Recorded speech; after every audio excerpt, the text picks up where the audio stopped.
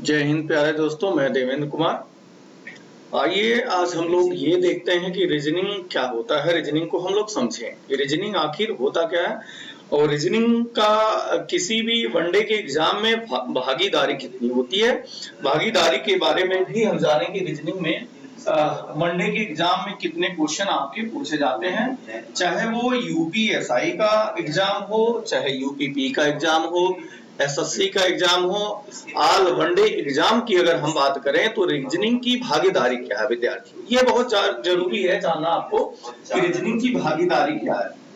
अगर भागीदारी की हम बात करें कि रीजनिंग की भागीदारी क्या है, तो ये आप देखेंगे भागीदारी में रीजनिंग का बहुत ही महत्वपूर्ण होता है किसी भी विद्यार्थी को सिलेक्ट होने में।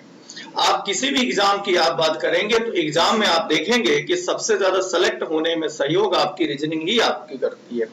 तो उस रीजनिंग की भागीदारी में रीजनिंग को समझना बहुत ही जरूरी होता है प्यारे विद्यार्थियों, क्योंकि रीजनिंग में एक बात आप जानते हैं कि रीजनिंग में कोई फार्मूला नहीं लगता। रीजनिंग में सबसे बड़ी खासियत ये होती है कि रीजनिंग के लिए प्रेजेंट ऑफ माइंड का होना बहुत जरूरी होता है।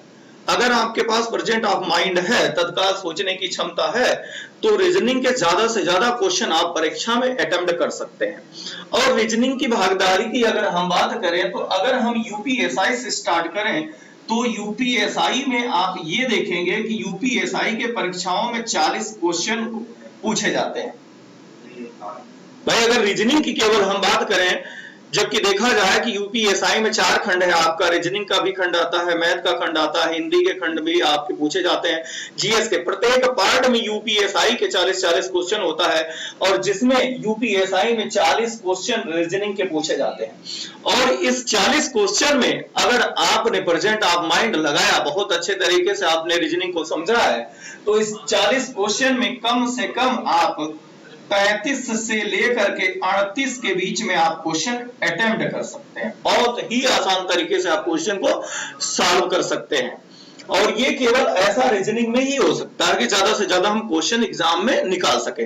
दूसरी बात, अगर हम यूपीपी की बात कर लें, भाई यूपीपी की बात कर लें, तो यूपीपी 2018 की परीक्षा और 2019 की परीक्षा आप लोगों ने अभी कुछ ही समय पहले, यानी कि आपका 2020 चल रहा है तो कुछ समय पहले आपने यूपीपी की परीक्षा दिया होगा या एग्जाम को देखा होगा, तो वहां आप लोगों ने 55 से 60 क्वेश्चन पाया रीजनिंग का, केवल रीजनिंग का आपने पाया।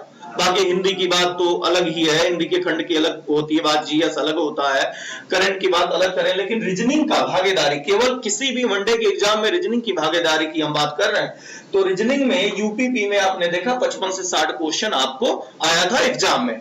तो इस अगर यहां भी आपने प्रेजेंट माइंड आपने लगाया और अच्छे तरीके से आपने रीजनिंग को पढ़ा, ज्यादा नहीं, 1 घंटा अगर पर डे आप पढ़ते हैं, तो इस 55 से 60 क्वेश्चन में अगर 55 आएगा तो 50 जरूर आप क्वेश्चन अटेम्प्ट कर लेंगे। अगर 60 क्वेश्चन आता है तो 55 क्वेश्चन जरूर आप सॉल्व कर लेंगे। ये आपकी यूपीपी की बात रही। अगर हम अभी देखें तो कुछ ही समय बाद आपके आरओ एआरओ का एग्जाम लगा हुआ है, आरओ का भी एग्जाम लगा हुआ भाई, एआरओ का भी एग्जाम लगा हुआ है। इस एग्जाम में भी आप देखेंगे कि रीजनिंग की भागीदारी कम से कम 20 से 25 क्वेश्चन होगा और ज्यादा से ज्यादा इस आरओ के एग्जाम में आपको कैलेंडर और क्लॉक के क्वेश्चन पूछे जाते हैं। तो यहां से 20 से 25 क्वेश्चन जो आपके पूछे जाएंगे, यहां भी भागीदारी रीजनिंग की ज्यादा ही होती है और बहुत हल्के, बहुत आसान तरीके से प्यारे विद्यार्थियों, बहुत ही आसान तरीके से ये क्वेश्चन सॉल्व किया जा सकता है। अगर आपके पास प्रेजेंट ऑफ माइंड है तो यहां भी आप क्वेश्चन अच्छे तरीके से सॉल्व कर सकते हैं, निकाल सकते हैं। एसएससी की बात करें तो एसएससी में भी 25-25 क्वेश्चन पूछा जाता है। एसएससी जीडी की बात करें तो वहां भी 25 क्वेश्चन आपके रीजनिंग के पूछे जाते हैं। कोई भी वनडे का एग्जाम हुआ, हर एक भर्ती परीक्षाओं में रीजनिंग का महत्वपूर्ण भागीदारी बहुत ज्यादा होती है, इसलिए रीजनिंग को समझना बहुत ही जरूरी होता है प्यारे विद्यार्थियों। और ये रीजनिंग आपको सिलेक्शन दिलाती है, ये एक दिमाग में आप फीड करके चलो कि रीजनिंग आपको परीक्षा में ज्यादा से ज्यादा नंबर निकालने की तैयारी लाती है। आपके अंदर टेक्नोलॉजी ये विकसित करती है कि आपका नंबर ज्यादा से ज्यादा गेम करो। रीजनिंग में ज्यादा नहीं, 1 घंटा, 24 घंटे में सिर्फ 1 घंटा पर डे आप रीजनिंग पढ़ो तो ज्यादा से ज्यादा आपका क्वेश्चन सॉल्व होता रहेगा। तो ये हम प्रत्येक एग्जामों की हमने बात कर लिया कि रीजनिंग की भागीदारी परीक्षा में कितनी होती है प्यारे विद्यार्थियों।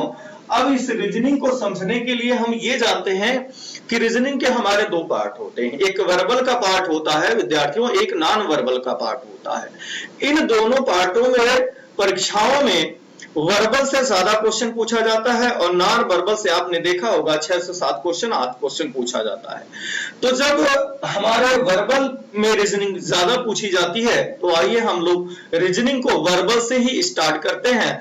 और रीजनिंग को वर्बल से स्टार्ट करने के लिए हम कैलेंडर को स्टार्ट करते हैं विद्यार्थियों। कैलेंडर को हम लोग समझते हैं कि आखिरकार ये कैलेंडर होता क्या चीज है, कैलेंडर है क्या, इसको आज जाने। बहुत ही आसान तरीके से मैं समझाऊंगा, ये मैं आपसे वादा कर रहा हूं कि ये कैलेंडर अगर आपने पूरी वीडियो को ध्यान से मन लगा करके आपने देखा तो फिर दोबारा आपके कैलेंडर में कभी भी समस्या क्वेश्चन नहीं कर सकता। आइए कैलेंडर के इतिहास के बारे में हम जानते हैं। कैलेंडर पढ़ने के लिए सबसे पहले कैलेंडर के इतिहास को हम जाने कि आखिर कैलेंडर का इतिहास है क्या, कैलेंडर क्यों बनाया गया, कैलेंडर को किसने बनाया, किन परिस्थितियों में बनाया और इसकी मानव जीवन में उपयोगिता क्या है, जरूरत क्या है, और कैलेंडर पहली बार बना तो उसका नाम क्या था, वर्तमान में जो हमारे भारतवर्ष में कैलेंडर चल रहा है उसका क्या नाम है, ये भी हम डिफाइन करेंगे, हम लोग जानेंगे। और वीडियो आप लास्ट तक अंत तक जरूर देखिएगा, वीडियो को लाइक भी करिएगा, शेयर भी करिएगा, सब्सक्राइब भी करिएगा ताकि इस कैलेंडर के सेशन का ज्यादा से ज्यादा विद्यार्थियों को लाभ पहुंचे। तो हमने कैलेंडर के इतिहास के बारे में जानकारी प्रारंभ किया कि कैलेंडर का इतिहास हम लोग समझेंगे। आप कैलेंडर होता क्या है इसके बारे में हम जानेंगे। कैलेंडर की अगर बात करें हम विद्यार्थियों तो कैलेंडर का देखा जाए तो कैलेंडर के बनाने में कईयों सदियों का समय लगा और इस कैलेंडर को बनाने में कईयों लोगों का सहयोग लगा। कैलेंडर को सबसे पहले अगर देखा जाए तो कुछ त्रुटिपूर्ण ढंग से जूलियस सीजर ने बनाया था। कैलेंडर को पहली बार अगर देखा जाए तो जो कैलेंडर मानव जीवन में प्रचलित आया चला उस कैलेंडर को जूलियस सीजर ने बनाया था, यानी जूलियस सीजर ने कैलेंडर को बनाया। लेकिन इस कैलेंडर में यह देखा गया कि जूलियस सीजर द्वारा जो बनाया गया कैलेंडर था प्यारे विद्यार्थियों, इस कैलेंडर में थोड़ी सी त्रुटि रह गई, वैज्ञानिक कारण कुछ त्रुटि थी जिसका संशोधन करके, यानी कि इस जूलियस सीजर द्वारा बनाए गए कैलेंडर का संशोधन करके पोप ग्रेगरी महोदय ने, यानी पोप ग्रेगरी महोदय ने आधुनिक कैलेंडर का निर्माण कर दिया। जो वर्तमान में हमारा प्रचलित कैलेंडर है, आधुनिक कैलेंडर जो हमारे भारतवर्ष में चलता है, इसी कैलेंडर का ग्रेगरी द्वारा बनाए गए कैलेंडर का अध्ययन करके, ग्रेगरी द्वारा बनाए गए कैलेंडर में जो त्रुटि थी उसका संशोधन करके ग्रेगरी महोदय ने आधुनिक कैलेंडर को बना दिया और यही कैलेंडर पूरे विश्व में प्रचलित हो गया, जिसे अंतरराष्ट्रीय कैलेंडर के नाम से भी जाना जाता है। भाई इसे क्या जाना जाता है, अंतरराष्ट्रीय कैलेंडर के रूप में भी जाना जाता है। और इस कैलेंडर को जब पोप ग्रेगरी महोदय ने बनाया तो इस कैलेंडर को बनाने के बाद इन्होंने इस कैलेंडर का नाम रखा ग्रेगोरियन कैलेंडर या ग्रेगोरियन कैलेंडर भी कहीं कहीं आप लोग लिखा पा जाएंगे, जिसे हम अंतरराष्ट्रीय कैलेंडर का हम लोग दर्जा देते हैं। पूरे विश्व में ये कैलेंडर चलता है, पूरे विश्व में माना जाता है, ये अंतरराष्ट्रीय कैलेंडर के रूप में जाना जाता है। तो हमने अभी क्या समझा कि पहली बार कोई अगर कैलेंडर बनाया जिसमें त्रुटि था, जूलियस सीजर ने बनाया, जिसका संशोधन करके सही रूप में पोप ग्रेगरी महोदय ने बनाया और अपने नामकरण में ही कैलेंडर का नामकरण कर दिया, ग्रेगोरियन कैलेंडर रख दिया, जिसे अंतरराष्ट्रीय कैलेंडर के रूप में जाने लगा। और ये ग्रेगरी महोदय कैलेंडर के जन्मदाता माने जाने लगे, यानी कि ये कैलेंडर के क्या बन गए, जन्मदाता के रूप में। अगर कोई पूछे आपसे कि कैलेंडर का जन्मदाता कौन है, तो कैलेंडर का जन्मदाता कौन है, भाई ग्रेगरी महोदय है। अगर कैलेंडर के विचारक की जब बात करेंगे तो कैलेंडर के विचारक के रूप में आप जूलियस सीजर को ले सकते हैं, क्योंकि पहली बार जो बनाया था कुछ हद तक कैलेंडर चला सही रूप से, तो वो जूलियस सीजर ने ही बनाया था। अब हम कैलेंडर के जन्मदाता की बात जान गए, कैलेंडर के हम विचारक की बात जान गए, और जो कैलेंडर बनाया ग्रेगरी महोदय ने, वो कैलेंडर अंतरराष्ट्रीय कैलेंडर के रूप में ख्याति पा गया और अंतरराष्ट्रीय कैलेंडर के रूप में जाने जाने लगा। अब थोड़ी सी हम ग्रेगरी महोदय की बात कर लें कि ये ग्रेगरी महोदय थे कौन, ये कहां के रहने वाले थे, इनके बारे में भी थोड़ी पर चर्चा कर लें, क्योंकि आज टोटल हम लोग कैलेंडर के इतिहास के बारे में ही जानकारी हम ग्रहण करेंगे। अगर हम ग्रेगरी महोदय की बात करें तो ये ग्रेगरी महोदय रोमन दार्शनिक थे। ये ग्रेगरी महोदय कहां के दार्शनिक थे भाई? रोम के दार्शनिक थे, ये रोमन दार्शनिक थे। इन्होंने ही कैलेंडर का निर्माण कराया। ये रोम जो है वेटिकन सिटी में पड़ता है, रोम शहर है और रोम शहर में एक वेटिकन सिटी पड़ती है भाई, वेटिकन सिटी। वेटिकन सिटी के ये रहने वाले हैं। कौन? ग्रेगरी महोदय। इन्होंने ही कैलेंडर का निर्माण किया था और इसी वेटिकन सिटी को पूरी दुनिया का, जीएस में भी एक क्वेश्चन यहां से पूछा जाता है, पूरे संसार का सबसे छोटा देश या सबसे छोटी सिटी वेटिकन सिटी, जहां के रहने वाले कौन थे? पोप ग्रेगरी महोदय। इन्होंने ही कैलेंडर को बनाया, जो आज हमारे भारतवर्ष में भी प्रचलित है, लेकिन नाम बदल करके, वो हम बताएंगे किन परिस्थितियों में कैलेंडर का नाम बदला। तो कैलेंडर के हम जन्मदाता की बात कर लिए, ये कहां के रहने वाले थे, ये भी हमने जानकारी ले लिया। और कैलेंडर को अगर हम आगे बढ़ाएं तो कैलेंडर को आगे बढ़ाने के बाद हम ये देखेंगे कि कैलेंडर जो बनकर तो तैयार हो गया भाई, कैलेंडर ये बना, ग्रेगरी महोदय और जूलियस सीजर ने मिलकर के कैलेंडर का निर्माण किया। तो जब कैलेंडर का निर्माण हो गया प्यारे विद्यार्थियों, तो यहां से एक क्वेश्चन निकलकर सामने आया। और क्वेश्चन क्या निकलकर सामने आया? बहुत ही वेरी वेरी इंपॉर्टेंट क्वेश्चन है, जो अक्सर परीक्षाओं में हूबहू बाय लैंग्वेज जो हम क्वेश्चन देने जा रहे हैं उसी हिसाब से पूछ लिया जाता है।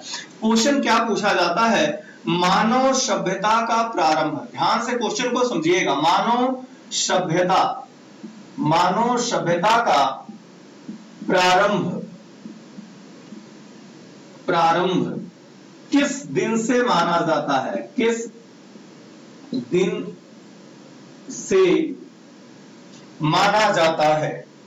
मानव सभ्यता का प्रारंभ किस दिन से माना जाता है? ये हमने एक क्वेश्चन दे दिया और ऑप्शन हम आपको दे रहे हैं। ऑप्शन आप लोग हिट करिएगा कि आंसर क्या सही है। ए ऑप्शन हमने दे दिया भाई सोमवार, पहला ऑप्शन हमने दे दिया सोमवार। दूसरा ऑप्शन हमने दे दिया मंगलवार और तीसरा ऑप्शन हमने दे दिया सी के रूप में रविवार और डी ऑप्शन हमने दे दिया इनमें से कोई नहीं। ये हमने ऑप्शन दे दिया इनमें से कोई नहीं।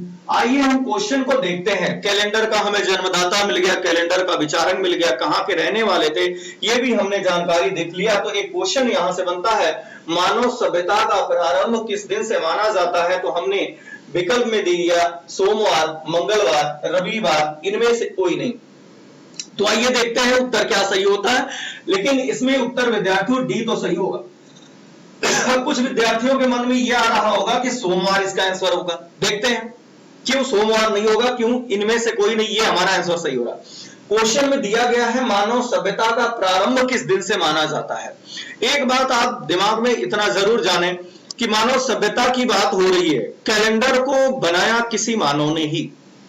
तो जब कैलेंडर को किसी मानव ने बनाया तो सबसे पहले पृथ्वी पर मनुष्यों की उत्पत्ति हुई। मनुष्यों की उत्पत्ति के बाद हमारा कल्चर डेवलपमेंट हुआ, शिक्षा डेवलपमेंट हुआ, तब जाकर के कैलेंडर का निर्माण हुआ। यानी पृथ्वी पर पहला मानव किस दिन आया यह हमें पता नहीं है, तब कैलेंडर का निर्माण नहीं हुआ। क्योंकि कैलेंडर को बनाने वाला एक मानव है, तो मानव के सभ्यता का प्रारंभ किस दिन से हुआ विद्यार्थियों, यह ज्ञात कर पाना असंभव है। आज तक यह ज्ञात नहीं हो पाया। यह रहस्य का ही विषय है कि पृथ्वी पर पहला मानव किस दिन आया। क्योंकि पृथ्वी पर मानव आया, आने के बाद कल्चर डेवलपमेंट हुआ, शिक्षा डेवलपमेंट हुआ, सभ्यताएं बनी, फिर कैलेंडर का अनेक पुस्तकों का निर्माण हुआ बाद में जाकर के। इसलिए मानव सभ्यता का निर्माण तो हमें पता नहीं हो पाएगा। लेकिन इसी की जगह पे अगर दूसरा हम एक क्वेश्चन दे दें और यहां हम शब्द दे दें कैलेंडर